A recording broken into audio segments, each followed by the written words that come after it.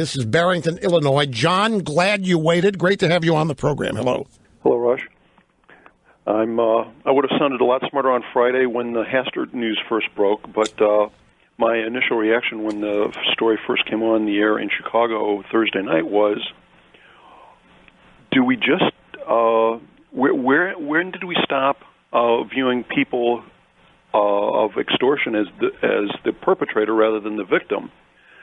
And it seemed to me that the way they described the story breaking or being discovered by the FBI, it seems like the Justice Department looked at it like, let's see if we can get this one by everybody and see if we can paint Hastert as the perpetrator here. And it's just another example of... Well, but wait a minute now. I know where you're going with this, and I agree with you to a point, but Denny's not innocent here. He may not be. You're right.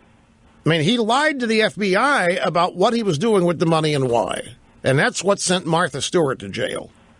Now, I agree with you that whoever is blackmailing him, whoever's doing that has not made a formal complaint. Whoever's blackmailing Hastert for whatever it is the actual bad guy here.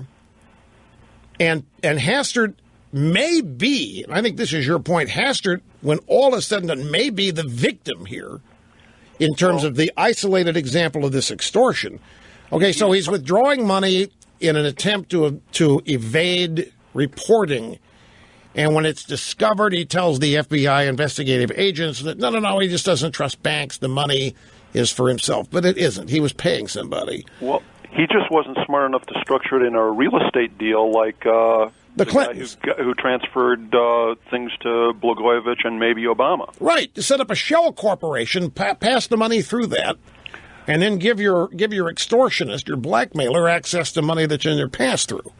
And then the media could marvel at how brilliant you are in business.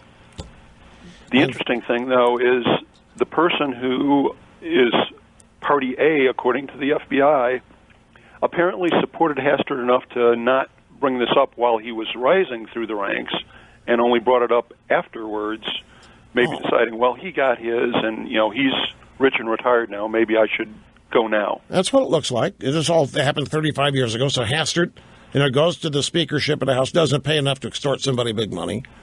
But after he leaves speakership, lobbying central, advise and consent central, analyst, consultant central. Big money reported to be now with Denny Hastert. So now the blackmailer decides to move into action, and Hastert was paying. And apparently what it is was so, in his mind, so bad. I wonder how this would be different if he would have just told. And I understand that you don't lie when these FBI investigators come. You just don't lie to them. That's the worst thing you can do because you're not going to get away with it.